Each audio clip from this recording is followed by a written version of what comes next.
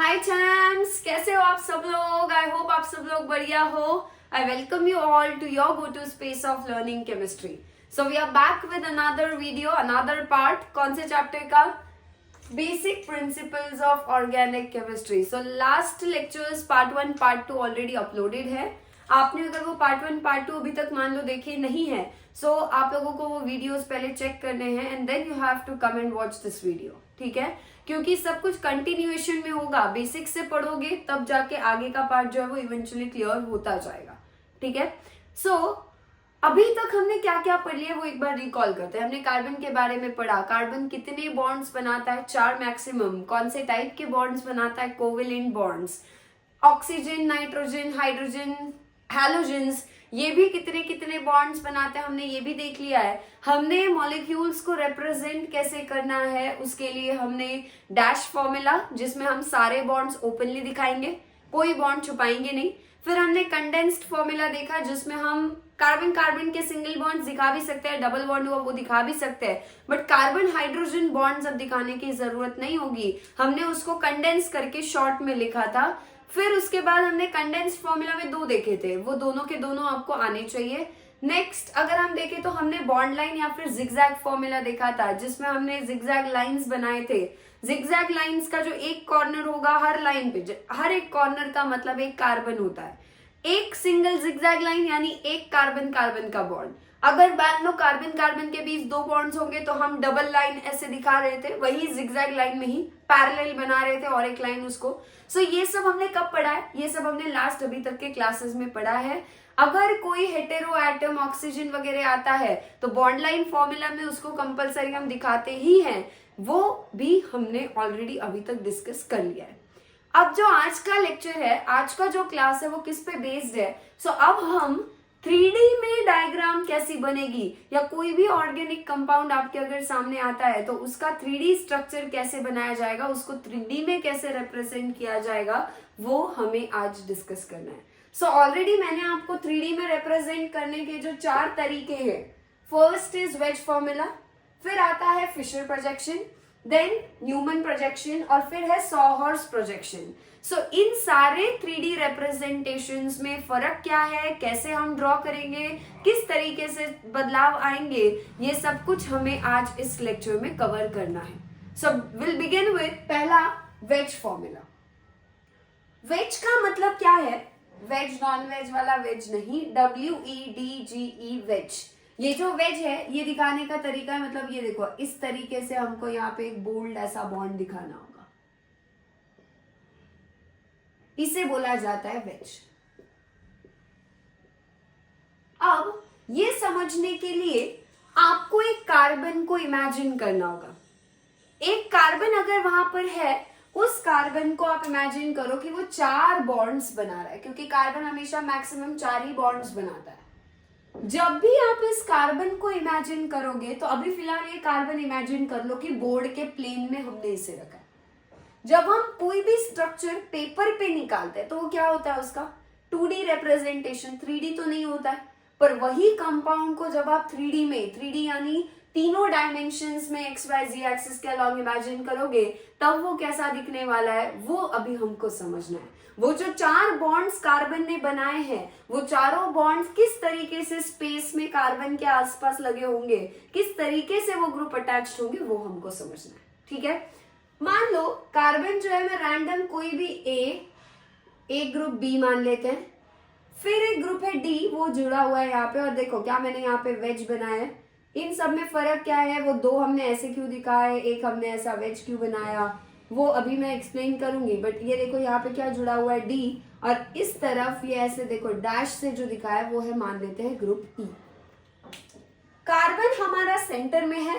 Carbon चारों के चारों सिंगल बॉन्ड बना रहा है। अब ये सिंगल बॉन्ड किसके साथ हो सकता है? फिर से यहाँ ऑक्सीजन भी हो सकता है, नाइट्रोजन भी हो सकता है, सल्फर भी हो सकता है, हैलोजन भी हो सकता है, दूसरा कोई कार्बन भी हो सकता है। सिर्फ आपको कार्बन के 4 बॉन्ड्स को इमेजिन करना है। जब कार्बन के आसपास सारे सिंगल बॉन्ड्स होते हैं तो वहां पे कार्बन का हाइब्रिडाइजेशन जो होगा वो sp3 आएगा। अब ये सब हम डिटेल में पढ़ेंगे जब हम एल्केन्स एल्काइंस एल्काइंस आगे समझेंगे फंक्शनल ग्रुप्स के बारे में, तब वो पता चलेगा। अभी इसका बिल्कुल टेंशन लेने की जरूरत नहीं है। कौन सा हाइब्रिडाइजेशन है याद रख सकते हो, जितना होता है याद रखो, वरना आगे मैं याद करवाऊंगी। कार्बन के आसपास जब चारों के चारों बॉन्ड सिंगल सिंगल होंगे, कोई डबल ट्रिपल नहीं होगा, तब कार्बन का जो हाइब्रिडाइजेशन है वो आता है sp3, और उस कार्बन की जो ज्योमेट्री स्पेस में होती है वो होती है टीडी। टीडी यानी टेट्राहेड्रल ज्योमेट्री, वो दिखाएगा। ये जो मैंने आपके सामने ऐसे कुछ बॉन्ड्स दिखाए हैं, चार चार का मतलब है टेट्राहेड्रॉन की तरह ये जुड़ा हुआ होगा। अब ये स्पेस में इमेजिन कैसे करना है वो समझो। कार्बन कहाँ है, इमेजिन करो इस बोर्ड के प्लेन में कार्बन है। जो मैंने ये आपको दो बॉन्ड्स दिखाई दे रहे हैं, एक ऊपर बॉन्ड ए के साथ और दूसरा बॉन्ड बी के साथ, कैसे दिखाए, सिंपल लाइन से दिखाए हैं ना। वो भी जो ग्रुप्स होंगे जो सिंपल लाइन से जुड़े हुए होंगे, वो ग्रुप्स भी कार्बन के साथ बोर्ड के प्लेन में ही रहेंगे। मतलब अगर मान लेते हैं यहाँ पे कार्बन है बोर्ड में, सो उसी प्लेन में यहाँ पे कहीं पे ए होगा और यहाँ पे कहीं पे बी होगा, पर वो भी कहाँ होंगे, जिस प्लेन में आपका कार्बन है उसी प्लेन के अंदर होंगे।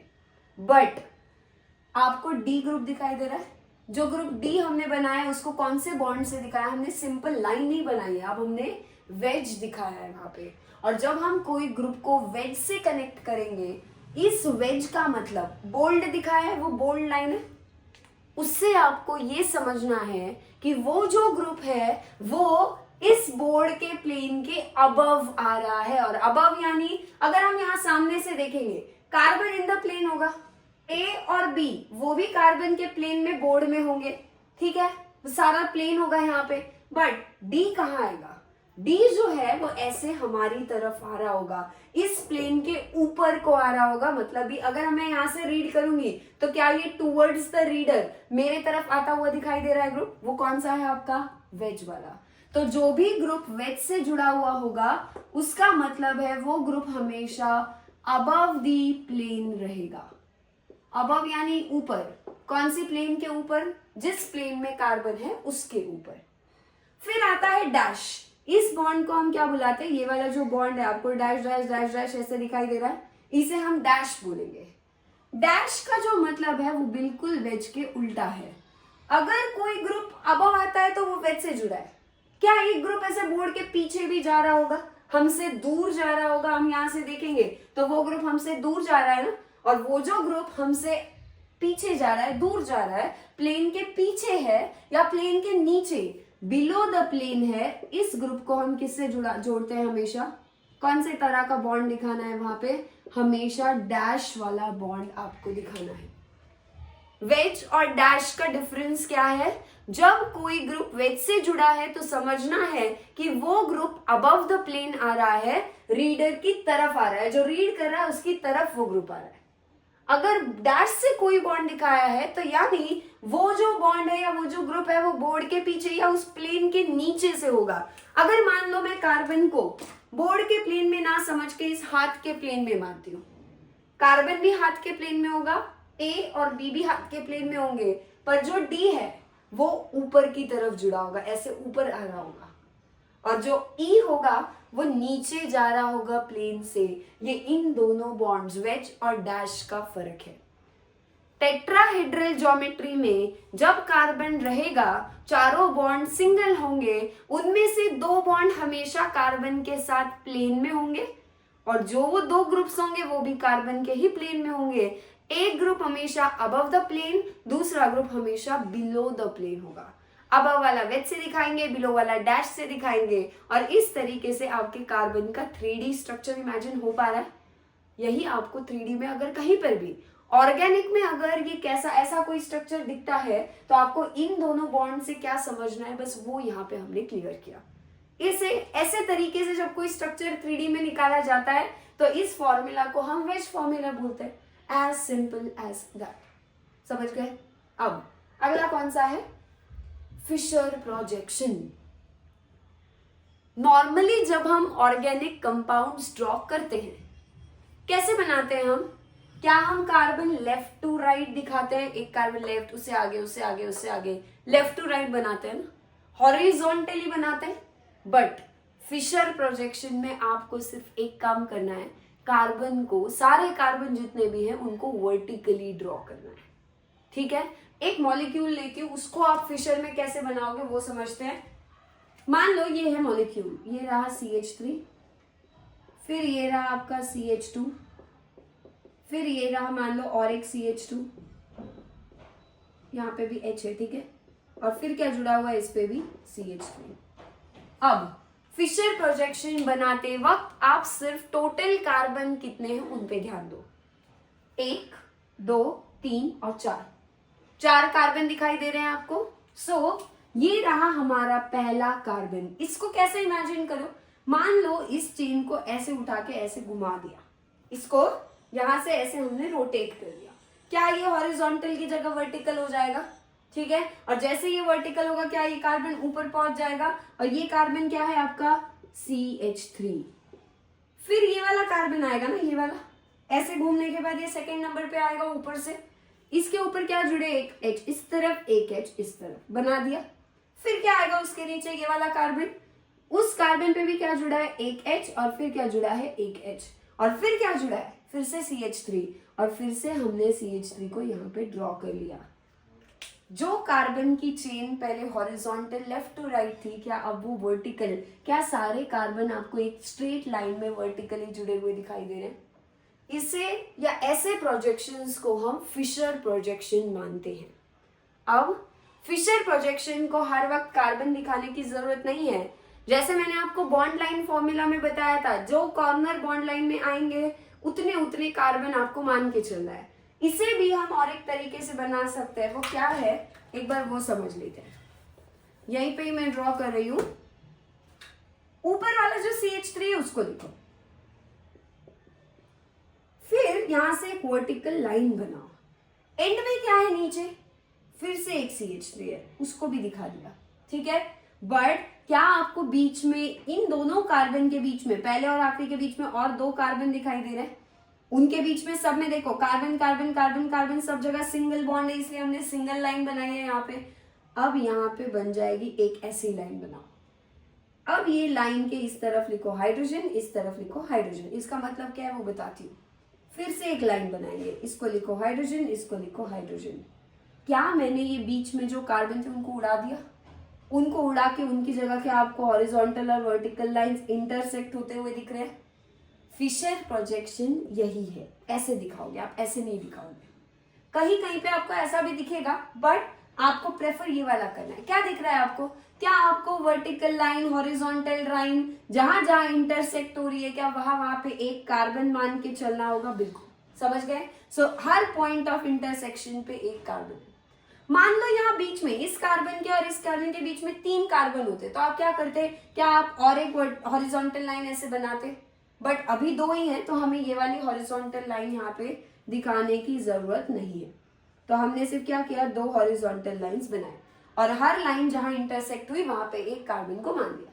क्या मैंने उस कार्बन पे जो हाइड्रोजन जुड़े थे उनको हॉरिजॉन्टल लाइन पे एक राइट में, एक लेफ्ट में, एक राइट में, एक लेफ्ट में जोड़ दिया? जो कॉर्नर वाले हैं उन पे ऐसा कोई फर्क नहीं पड़ेगा, आप सीधा CH3 ऐसा भी लिख सकते हो, कोई प्रॉब्लम नहीं है। डन। या आप 2, एक H इधर, एक H इधर, एक H नीचे, ये भी दिखा सकते हो, कोई प्रॉब्लम नहीं है। समझ गए? पहले और आखिरी की कोई दिक्कत नहीं है। बीच वाले कार्बन को आपको स्ट्रेट लाइन, हॉरिजॉन्टल लाइन और वर्टिकल लाइन के इंटरसेक्शन पे मान के चलना है। अब क्या आपको यहाँ पे क्रॉस मार्क बने हुए दिखाई दे रहे हैं फिशर प्रोजेक्शन में? इसीलिए फिशर प्रोजेक्शन को क्रॉस मार्क फॉर्मूला ऐसा भी कभी कभी बोला जाता है। फिशर प्रोजेक्शन कहाँ यूज होता है? तो हम लोग जनरली ऑर्गेनिक केमिस्ट्री में फिशर प्रोजेक्शन यूज नहीं करते। आप कभी भी ऑर्गेनिक की आपकी टेक्स्ट बुक निकाल के देख लेना, कोई भी बुक निकाल के देख लेना, ज्यादातर स्ट्रक्चर्स हम लेफ्ट टू राइट ही दिखाते हैं, कार्बन को हम वर्टिकली बहुत कम दिखाते हैं। वर्टिकली कार्बन को दिखाना ये चलता है कार्बोहाइड्रेट केमिस्ट्री में। जब आप कार्बोहाइड्रेट्स के बारे में, क्लास 12th में ये टॉपिक है, क्लास 12th में कार्बोहाइड्रेट्स, प्रोटीन्स वगैरह का एक स्पेशल चैप्टर है। उस चैप्टर में, उस टॉपिक में आपको कार्बोहाइड्रेट्स के बारे में पढ़ने के लिए जब मिलेगा, तब आपको ये फिशर प्रोजेक्शन याद आएंगे। ऐसे ही दिखाए जाते हैं वहां पे स्ट्रक्चर। समझ गए? सो इस तरीके से क्या बन रहा है यहाँ पे हमारा फिशर प्रोजेक्शन रेडी है। अब ये वाला फॉलो नहीं करना है तो मैं इसको भी हटा देती हूँ। अब फिशर प्रोजेक्शन को वेज फॉर्मूला के साथ जोड़ना आना चाहिए। अब वो कैसे जुड़ता है वो समझते हैं। बहुत आसान सा रूल है, कुछ भी मुश्किल नहीं है, बिल्कुल इजी है। इसमें याद क्या रखना है, यहां पे लिख रही हूं मैं, वर्टिकल, जो जो वर्टिकल लाइन पे ग्रुप्स हैं उनको आप हमेशा बिलो द प्लेन मान के चलना। जो जो ग्रुप्स वर्टिकल लाइन पे हैं उनको क्या मानना है आपको, बिलो द प्लेन मानना है। और जो जो ग्रुप्स हॉरिजॉन्टल लाइन पर होंगे उनको आपको मानना है अबव द प्लेन। वर्टिकल पे जो जो है, कौन कौन आ रहा है वर्टिकल पे, देखो ये CH3 आ रहा है, ये कार्बन आ रहा है, फिर ये भी कार्बन और ये CH3, इनको आप कैसे मानोगे, बिलो। पर ये जो H है यहाँ पे, इनको कैसे मानना है, अबव द प्लेन मानना है। क्या अभी अभी हमने बिलो के लिए डैश दिखाएंगे और अबव के लिए हम वेज दिखाएंगे डिसाइड किया है, तो इसको कन्वर्ट कर लेते हैं। कैसे करेंगे, देखो ये रहा कार्बन और ये रहा दूसरा कार्बन, ये तो क्या होंगे आपके, कार्बन कार्बन का सिंगल बॉन्ड है, ये दोनों ग्रुप्स क्या होंगे आपके, इनके बीच में ये तो इन द प्लेन होंगे, इनको हमने सिंपल लाइन से दिखा दिया। अब इस दोनों कार्बन पे आपको वर्टिकली कौन जुड़ा है, ऊपर वर्टिकली CH3 है, CH3 वर्टिकल मतलब बिलो, तो बिलो वाले को डैश से दिखा देंगे, तो यहाँ पे डैश से क्या कनेक्ट कर दिया हमने, CH3। फिर नीचे भी डैश से क्या जुड़ा होगा, बिलो CH3। ये दोनों H जो लगे हैं ये कैसे हैं, हॉरिजॉन्टल है, और हॉरिजॉन्टल कैसा होता है, हमेशा अबव द प्लेन। अबव वाले को हम कैसे दिखाते हैं, क्या हमको ऐसे ही दिखाना होगा, ये लगा दिया एक H, यहाँ पे लगा दिया एक H, सेम वे इधर भी लेफ्ट में लगा दिया एक H और फिर ये भी लगा दिया एक H। समझ में आ रहा है। सो क्या हो रहा है, हॉरिजॉन्टल वाले अबव गए इसलिए वेज से दिखाए, वर्टिकल वाले बिलो गए इसलिए हमने उन्हें डैश से दिखाया। जो ये क्रॉस मार्क वाले जो कार्बन होंगे बीच में, पॉइंट ऑफ इंटरसेक्शन वाले, उनके बीच में सिंपल लाइन ही हम ड्रॉ कर रहे हैं। इस तरीके से आपके सामने कभी भी अगर कोई फिशर प्रोजेक्शन गलती से आ जाता है, उसको 3D में कैसे इमेजिन करोगे, ध्यान दो। ये दोनों कार्बन कहाँ मान लो, बोर्ड के प्लेन में, ठीक है। बोर्ड के प्लेन में कौन है, बस ये दो कार्बन है। ये जो ऊपर और नीचे CH3 वो कहाँ जा रहे होंगे, बोर्ड के पीछे जा रहे होंगे। एक कार्बन होगा उससे CH3 पीछे, ऊपर वाले कार्बन से एक CH3 पीछे जा रहा होगा, प्लेन के पीछे नीचे, ठीक है। ये दोनों H कहाँ आ रहे होंगे, इधर ऊपर की तरफ हमारी तरफ आ रहे होंगे, टुवर्ड्स द रीडर। और ये जो दोनों H लगे हैं यहाँ पे, ये भी बोल्ड से दिखाया, मतलब ये भी कहाँ आ रहे होंगे, अबव द प्लेन यानी towards the reader. Difference clear है क्या। डैश वेज फिर से हमने यूज किया, क्या हमने फिशर प्रोजेक्शन को अभी अभी वेज फॉर्मूला में कन्वर्ट कर दिया। उसके लिए आपको सिर्फ ये याद रखना है, इतना याद है बस, आप कर लोगे। फिशर प्रोजेक्शन को वेज फॉर्मूला में कन्वर्ट करना आसान होगा। क्लियर है। सो अभी तक का जितना हमने पढ़ा है अच्छे से नोट कर लो, फिर हम आगे बढ़ेंगे न्यूमन प्रोजेक्शन और सॉहर्स प्रोजेक्शन के साथ। सो आई होप आपके ये दोनों हो चुके होंगे लिखकर। अब हमारा कौन सा है नेक्स्ट, न्यूमन प्रोजेक्शन, और अगला कौन सा है हमारा, सॉहर्स प्रोजेक्शन। मैं हमेशा पढ़ाते वक्त पहले सॉहर्स को पढ़ाना फेवर करती हूँ, क्योंकि सॉहर्स एक बार अगर बन गया ना, सॉहर्स बनने के बाद न्यूमन बनना बहुत आसान होता है, वो आपको फटाफट से इमेजिन हो जाएगा। तो पहले हम कौन सा देखते हैं, सॉहर्स प्रोजेक्शन देख लेते हैं। इथेन लेते हैं। इथेन यानी आपको सिलेबस में आपके लेवल पे सिर्फ और सिर्फ इथेन का है। इथेन का आपको सॉहर्स प्रोजेक्शन भी आना चाहिए और इथेन का आपको वही उसी का न्यूमन बनाना भी आना चाहिए। ये दोनों आपस में पैरेलली चलेंगे, ये दोनों आपस में पैरेलली चलेंगे, ऐसा मानकर चलो, ठीक है। अब कौन सा देखना है हमें, सॉहर्स प्रोजेक्शन, और किसके लिए देखना है, इथेन के लिए। मैंने बार बार आपको ये बोला है, जब भी ऑर्गेनिक केमिस्ट्री में मिथ, इथ, प्रोप, ब्यूट, ये सब क्या है, प्रीफिक्स है। इनके बारे में हम आगे IUPAC पढ़ते वक्त समझेंगे। मिथ यानी जब भी किसी ऑर्गेनिक कंपाउंड के नाम में मिथ, METH दिखेगा तो समझना उसमें एक ही कार्बन है। सिर्फ इथ दिखेगा तो समझना दो कार्बन है। क्या आपको इथेन में भी इथ दिखाई दे रहा है सामने, और प्रीफिक्स जब इथ है तो मतलब कार्बन दो होने चाहिए। सो इथेन का स्ट्रक्चर कुछ ऐसा होता है, दो कार्बन जुड़े होंगे सिंगल बॉन्ड से। ये जो पीछे ANE है वो बताता है कि सिंगल बॉन्ड हो गया, डबल बॉन्ड या ट्रिपल बॉन्ड, क्योंकि हमने ये डिसाइड किया है ना ऑलरेडी। कार्बन कार्बन आपस में एक बॉन्ड भी बनाते हैं सिंगल, दो भी एक साथ बनते हैं डबल, तीन भी एक साथ बनते हैं ट्रिपल, चार नहीं बनेंगे पर एक दो तीन हो सकते हैं। अब आप सोचोगे मैम आपने क्यों बोला कि एक ही, दो भी तो हो सकते हैं, तीन भी तो हो सकते हैं। तो वो डिसाइड करने के लिए मैंने ANE पे ध्यान दिया। जब हम फंक्शनल ग्रुप सीख लेंगे तब आपको वो क्लियर हो जाएगा।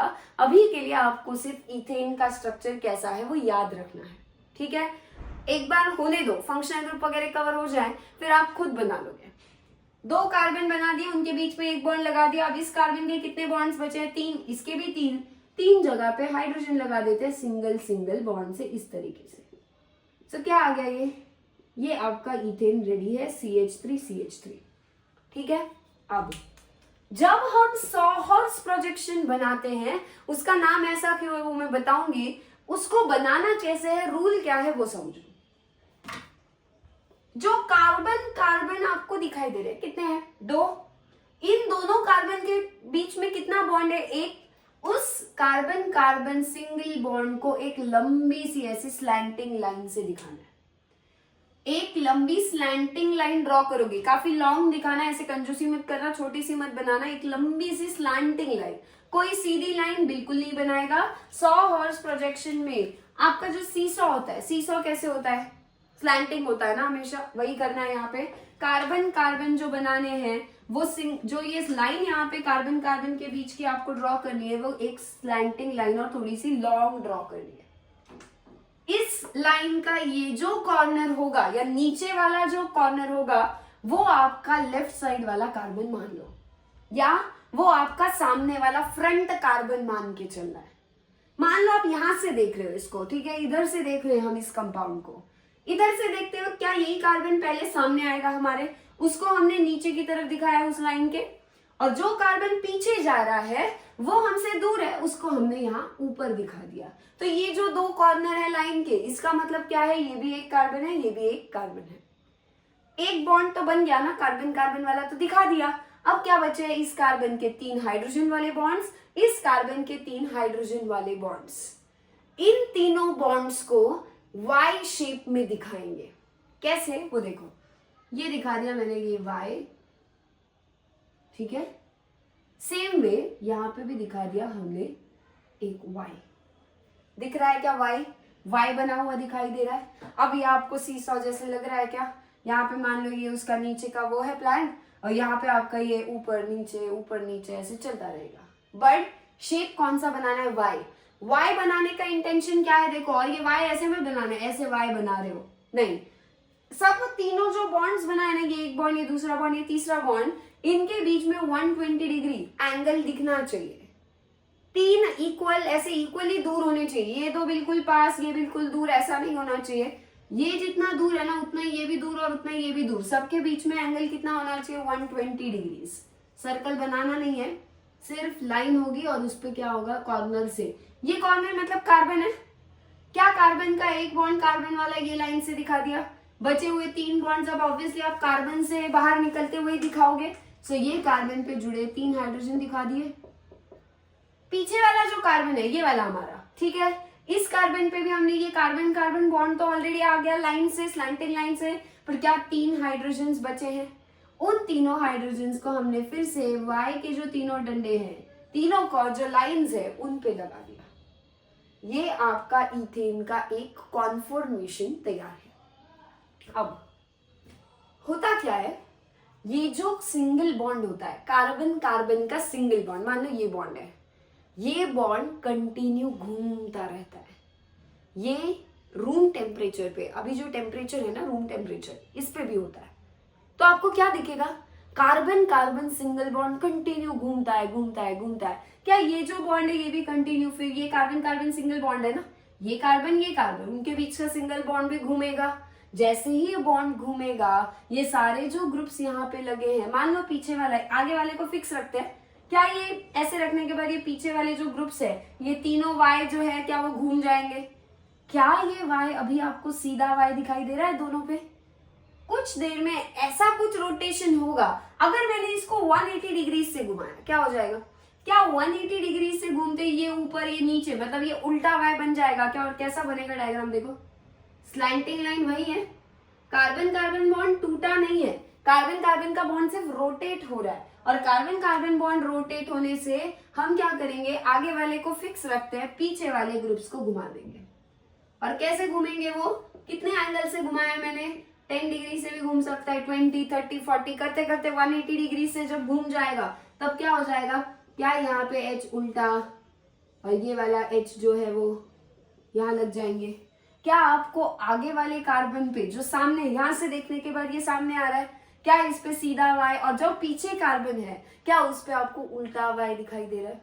अब जब मैं यहां से इसको देखूंगी, ये वाले को देखो ना, पहले वाले को यहां से देखने के बाद क्या ये हाइड्रोजन और ये हाइड्रोजन बिल्कुल ओवरलैप हो जाएंगे, ये ओवरलैप हो जाएंगे और ये ओवरलैप हो जाएंगे, बिल्कुल एक दूसरे से ऐसे फ्लैट मैच होंगे ना। स्लैंटिंग लाइन जहां से जा रही है ना, स्लैंटिंग लाइन के थ्रू हमको देखना है क्या ये हाइड्रोजन बिल्कुल एक दूसरे पे, आगे वाले पीछे वाले बिल्कुल ओवरलैप होंगे, उनका इक्लिप्सिंग होगा क्या? हाँ, और इसीलिए इथेन के इस कॉन्फॉर्मेशन को हम इक्लिप्स्ड कॉन्फॉर्मेशन भी बुलाते हैं। कॉन्फॉर्मेशन मतलब क्या, कॉन्फॉर्मेशन और कॉन्फ़िगरेशन में फर्क है। अभी हम जो इथेन के यहाँ पे ड्रॉ कर रहे हैं, ये इक्लिप्स्ड और दूसरा ये वाला जो है ये है स्टैगर्ड, ये उसके कॉन्फॉर्मेशंस है। अब कॉन्फॉर्मेशंस होते क्या है, आते क्यों है, क्या आपके इथेन के ये दो कॉन्फॉर्मेशंस आने के पीछे कार्बन कार्बन का वो रोटेशन रिस्पॉन्सिबल है क्या? अगर कार्बन कार्बन का वो सिंगल बॉन्ड रोटेट ना करता तो ऐसा ये जैसा है ऐसा ही रहता ना, क्या ऐसा कुछ बनता, सीधा वाई उल्टा वाई? नहीं। क्या दो कॉन्फॉर्मेशंस आते? नहीं। सो कॉन्फॉर्मेशन कब तैयार होते हैं, जब कार्बन कार्बन का सिंगल बॉन्ड घूमता है, जो इथेन में भी होगा क्योंकि इथेन में भी कार्बन कार्बन का सिंगल बॉन्ड है। और कितने कॉन्फॉर्मेशंस बनेंगे, दो। जब दोनों के दोनों वाई सीधे, या मान लो आपने यहाँ उल्टा वाई बनाया, पीछे भी उल्टा वाई बना दिया, चलेगा, वो भी चलेगा, बट दोनों जगह जब उल्टा उल्टा वाई होगा क्या फिर से वो ओवरलैप होंगे बिल्कुल बराबर? जब आप यहाँ से देखोगे, बना के देख लेना, वो भी क्या होगा, इक्लिप्स्ड होगा। दोनों सीधे वाई इक्लिप्स्ड, दोनों उल्टे वाई इक्लिप्स्ड। एक सीधा वाई एक उल्टा वाई, मान लो उल्टा कर दो, यहाँ उल्टा वाई बनाओ, यहाँ पे सीधा वाई कर लो, जब दोनों अलग अलग होंगे तब वो कौन सा होता है, स्टैगर्ड कॉन्फॉर्मेशन होता है। सो इथेन के ये जो दो प्रोजेक्शंस है, दो स्टैगर्ड और इक्लिप्स्ड कॉन्फॉर्मेशंस हैं, ये आपको ड्रॉ करने के लिए आ सकते हैं, कॉलेज एग्जाम्स के हिसाब से भी आ सकते हैं, बट आपको इस लेवल पे सिर्फ यहाँ तक पढ़ना है। इससे ज्यादा जब और कार्बन होंगे 3, 4, 5 तब भी ये बनता है, बट बनाने का तरीका बदलेगा, वो अभी आपको नहीं पढ़ना है, आपको अभी सिर्फ किसके लिए देखना है, इथेन के लिए। फिर से एक बार रिकॉल करते हैं, 100 हॉर्स प्रोजेक्शन में सीसॉ जैसा डायग्राम बनता है, इमेजिन करना। सीसॉ मतलब याद करो क्या होता है, स्लैंटिंग लाइन होती है, एक स्लैंटिंग लाइन यानी एक कार्बन कार्बन का सिंगल बॉन्ड, स्लैंटिंग लाइन का नीचे वाला कॉर्नर मतलब सामने वाला कार्बन, जब हम यहाँ से देखेंगे, और पीछे जो ऊपर कार्बन है उसका मतलब है वो पीछे वाला कार्बन है, ये हमारी तरफ होगा, वो हमसे पीछे होगा, इसके पीछे छुपा होगा, ठीक है। इमेजिन डन है 100 हॉर्स प्रोजेक्शन, इतना ही है इसमें। अब अगला कौन सा है हमारा, न्यूमन। मैंने आपको कहा था अगर आप ये बना लोगे ना सही, तो आपको ये बनाने में दिक्कत नहीं आएगी। इसका ये जो 100 हॉर्स है इसका न्यूमन अलग बनेगा, और ये जो आपका 100 हॉर्स है इसका न्यूमन अलग बनेगा। कैसे बनाना है वो समझते हैं। ये देखो सामने वाला कार्बन, ठीक है, और ये पीछे वाला कार्बन है। क्या ये एक तरफ, मान लो ये स्लैंटिंग लाइन कैसी है, देखो ऐसे है ना, स्लैंटिंग लाइन ऐसे दिखाई दे रहा है, मैंने ऐसे ही उठा के लेकर आई आपके सामने, ये स्लैंटिंग लाइन ऐसे थी, करेक्ट। अब ये नीचे क्या है, एक कार्बन है, ये क्या है, एक कार्बन है, इनके बीच में ही सिंगल बॉन्ड है। इस सिंगल बॉन्ड को मान लो हमने दबा दबा के ऐसे कॉम्प्रेस कर दिया, क्या हो जाएगा, क्या ये कार्बन और ये कार्बन एक दूसरे से ओवरलैप हो जाएंगे जब हम इस बॉन्ड को ऐसे पिटका के ऐसे दबा देंगे? तो क्या ये दोनों, ये ऐसे बॉन्ड कॉम्प्रेस होता होता होता ये दोनों कार्बन आपस में आके ओवरलैप हो जाएंगे। अब फ्रंट कार्बन कौन सा है हमारा, ये नीचे वाला। न्यूमन प्रोजेक्शन में फ्रंट कार्बन को हम डॉट से दिखाते हैं, और जो पीछे वाला कार्बन है, क्या वो पीछे वाला कार्बन बिल्कुल इस कार्बन के जस्ट पीछे छुपा हुआ होगा, क्योंकि दोनों कार्बन कार्बन ओवरलैप हो जाएंगे, बट पीछे वाले कार्बन को हम सर्कल से बनाते हैं। तो न्यूमन प्रोजेक्शन में डॉट का मतलब क्या है, फ्रंट कार्बन, आगे वाला कार्बन जो हमको दिख रहा होगा, और जब हम यहाँ से ऐसे देखेंगे, देखो आपने ये दबा दिया बॉन्ड है ना, ये आपने उठाया, कार्बन कार्बन को ऐसे दबा दिया, कार्बन कार्बन को दबाने के बाद आप जब यहाँ से देखोगे, क्या आपको सिर्फ आगे वाला ही कार्बन दिखेगा? उसे हमने डॉट से दिखाया, जो पीछे उसके कार्बन है वो बिल्कुल छुपा हुआ है, वो ओवरलैप हुआ है, बट उसको स्ट्रक्चर में तो दिखाना होगा ना, तो उसको हम सर्कल से बनाते हैं। अब आगे वाले कार्बन डॉट पे कितने हाइड्रोजन है? 3 है। एक और, ये तो कार्बन और ये वाला आगे वाला कार्बन, पीछे वाले कार्बन कार्बन का बॉन्ड अब दिखाने की जरूरत नहीं है, क्योंकि वो स्लैंटिंग लाइन हमने पूरी कॉम्प्रेस करके अब वो खत्म हो चुकी है, मान लो, पर वो है, बॉन्ड टूटा नहीं है, वो सिर्फ इमेजिन करते वक्त वैसे करना है। आगे वाले कार्बन पे क्या आपको 3H सिंगल ऐसे Y से सीधा Y है ना आगे वाले कार्बन पर, यहाँ पे हाइड्रोजन लगेगा, यहाँ भी हाइड्रोजन लगेगा, और यहाँ पर भी क्या लग जाएगा? हाइड्रोजन लग जाएगा। अब मैंने आगे वाले कार्बन को डॉट से दिखा के क्या सीधा Y 3 बॉन्ड्स हाइड्रोजन के साथ बना दिए। अब पीछे वाला कार्बन अब डॉट नहीं है, वो सर्कल है, तो क्या आप पीछे वाले कार्बन के जो 3 बॉन्ड्स होंगे वो अब डॉट से निकलेंगे या सर्कल से निकलेंगे? ऑब्वियसली सर्कल से। और सर्कल कैसा है देखो, क्या फिर से सर्कल पे सीधे Y आने चाहिए, और क्या सीधे Y मतलब एक हाइड्रोजन बिल्कुल इसके पास में होगा, दूसरा हाइड्रोजन बिल्कुल इसके पास में होगा, और एक हाइड्रोजन सर्कल से आ रहा होगा, वो बिल्कुल इसके पास होगा। क्यों? क्योंकि अब देखो, इमेजिन करना, यहाँ पे 3 ऐसे बॉन्ड लगे, ऐसा है, अब इस कार्बन पे 3 ऐसे बॉन्ड लगे Y, पीछे भी एक Y लगा है, जब आप बॉन्ड को ऐसे दबाओगे, क्या इसका Y का ये डंडा ओवरलैप होगा? यहाँ पे जो डंडा है दोनों का वो ओवरलैप हो जाएगा, नीचे जो दोनों हैं वो आपस में ओवरलैप होंगे, तो ये वो नीचे वाले दोनों है Y, ये पीछे वाले का Y ओवरलैप हुआ, ये ऊपर वाला जो राइट का डंडा है ये दोनों ओवरलैप हुआ, ये दोनों ओवरलैप हो गए, दोनों भी सीधे Y, ये भी सीधा Y आ रहा है आगे वाले कार्बन से, पीछे वाले से भी, इसे हम क्या बुलाएंगे? इक्लिप्स्ड बुलाएंगे। अब क्या बनाना है हमको? स्टैगर्ड। स्टैगर्ड में आगे वाला कार्बन फिर डॉट से, पीछे वाला सर्कल से। फर्क क्या आता है वो समझते हैं, आप खुद सोचो, पहले दिमाग लगाओ थोड़ा सा। कार्बन तो कार्बन ही है ना, इसको भी उठा के ऐसे मान लो हमने इस बॉन्ड को ऐसे कॉम्प्रेस कर दिया, क्या हो जाएगा? क्या ये कार्बन हमारे सामने आ रहा होगा तो डॉट से दिखाया, आगे वाला कार्बन ये है, सीधा Y या उल्टा Y? सीधा Y। तो क्या कर दिया हमने, मान लो इस पे हमने सीधा Y बना दिया, ये H, ये भी H और ये भी H, सीधे Y से दिखाए। पीछे वाला जो कार्बन है वो आपका सर्कल है, उसके जो 3 बॉन्ड है हाइड्रोजन के साथ, वो कैसे होंगे? क्या वो सर्कल से जा रहे होंगे? और अब आपको उल्टा Y बनाना है। उल्टा Y बनाने के लिए क्या एक बॉन्ड यहाँ ऊपर, और क्या आपके 2 बॉन्ड्स ऐसे आएंगे। अब देखो, मैंने यहाँ पे प्रिकॉशन क्या लिया है उस पर ध्यान दो, जहां जहां आगे वाले कार्बन के बॉन्ड दिखाए मैंने वो सर्कल से बाहर जाते हुए दिखाए, तीनों। देखो सर्कल से 3 बॉन्ड जा रहे हैं ना, क्या जो पीछे वाले कार्बन के 3 बॉन्ड है वो मैंने सर्कल से शुरू होते हुए दिखाए, डॉट से नहीं, बीच वाले डॉट से नहीं आ रहे, वो सर्कल से जा रहे। फर्क क्लियर है? यहाँ पे भी सेम किया। अब आगे वाले सर्कल पे, आगे वाले कार्बन पे यानी डॉट पे सीधा Y बनाना था, सीधा बना दिया। अब ये उल्टा Y है क्या? देखो, इसको यहाँ लेके आते हैं, ये यहाँ पे लेके जाते हैं, ये यहाँ से लेके आते हैं। क्या ये, अब मैंने ये कनेक्ट करना नहीं है आपको, मैंने सिर्फ आपको समझाने के लिए, देखो बराबर ये ऐसा ऐसा, ये ऐसा, और फिर ये आपको 2 हाइड्रोजन ऐसे दिख रहा है क्या? ये और ये ऐसे उल्टा Y बनाते हुए। उल्टा Y कहाँ बनाना है?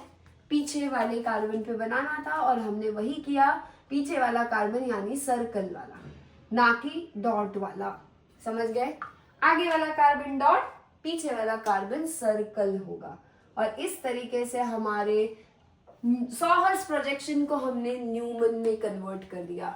न्यूमन प्रोजेक्शन कैसा है? इमेजिन अ सर्कल, डॉट, उसके बाहर एक सर्कल, सीधा Y, फिर से सीधे Y, दोनों इक्लिप्स, एक सीधा एक उल्टा, ये क्या होगा आपका? फिर से स्टैगर्ड। और फिर से हमने क्या इथेन के लिए उसका न्यूमन भी देख लिया, और क्या हमने उसका सॉहर्स प्रोजेक्शन भी बना लिया, यहाँ पे इक्लिप्स्ड स्टैगर्ड दोनों ड्रॉ कर लिए। ये समझ में आ गया ना? तो इसी को इमेजिन करके दबा के बस ये बॉन्ड को कॉम्प्रेस करना है और इस पर लिखना है, ज्यादा फर्क और कुछ नहीं है। आई होप आपको ये चारों के चारों कॉन्फर्मेशंस क्लियर होंगे। ये जो दोनों है ना, ये और किसी के लिए नहीं, आपको सिर्फ इथेन के लिए बनाने आने चाहिए, वो पता होने चाहिए। बाकी ये जो है ये कभी कभी कभी आपको ऑर्गेनिक में देखने के लिए मिलता है, ये आपको कार्बोहाइड्रेट्स में देखने के लिए मिलेगा। बाकी हम ज्यादातर ऑर्गेनिक में क्या यूज करेंगे, डैश फॉर्मूला, बॉन्डलाइन फॉर्मूला या फिर जिगजैग, और दूसरा आपका कंडेंस्ड फॉर्मूला, वो आपके परफेक्ट होने चाहिए। सो अगर कोई डाउट्स है, कोई क्वेश्चंस है तो कमेंट कर देना। अगर आप लोगों को मान लो जब भी आप कभी भी लेक्चर अटेंड कर रहे हो, अपने नोट्स जो है वो बनाने हैं, और नोट्स बनाने के लिए वीडियो पॉज करके नोट्स बनाओ, फिर आगे बढ़ो। ऐसा मत सोचना कि बाद में बनाएंगे नोट्स। नोट्स बनाने से हमारा ब्रेन जो है वो बराबर जो हम पढ़ रहे हैं उसके साथ कनेक्ट करता है, और जितना आप नोट्स बनाओगे, जितना आपका ब्रेन कनेक्ट होगा आपकी बुक के साथ, आपने जो पढ़ रहा है उसके साथ, ज्यादा देर तक वो चीज याद रहेगी। ऐसे ही अगर सिर्फ पढ़ोगे, देखोगे, नोट्स नहीं बनाओगे, लिखोगे नहीं उसको, फिर से लिख के प्रैक्टिस नहीं करोगे, तो वो चीज भूलने का चांस ज्यादा है और जल्दी भूल जाओगे, देखना। बट जब आप लिखते हो ना, लिखना मतलब आपके ब्रेन के लिए वो सेकंड रिवीजन होता है, समझ गए? और लिख के जब फिर से पढ़ोगे तो वो आपकी थर्ड रिवीजन है। इसीलिए लिखने पे फोकस दिया करो। केमिस्ट्री में स्पेशली स्ट्रक्चर बनाना, सब कुछ लिख कर देखना बहुत इंपॉर्टेंट माना जाएगा, आपके लिए वो इम्पोर्टेंट है। और बार बार रिवीजन करना भी जरूरी है। कभी अगर मान लो एक बार लेक्चर देख लिया, फिर से कहीं फ्री हो, यहाँ वहां घूम रहे हो ना, फिर से फास्ट फॉरवर्ड पे वीडियो चला के फिर से देखना है, सेकेंड रिवीजन। लिखोगे थर्ड, लिख के पढ़ोगे फोर्थ। इस तरीके से आपके रिवीजन जब मल्टीपल होंगे तो ऑटोमेटिक सब याद रहने लगेगा, वरना भूलने का चांस होता है।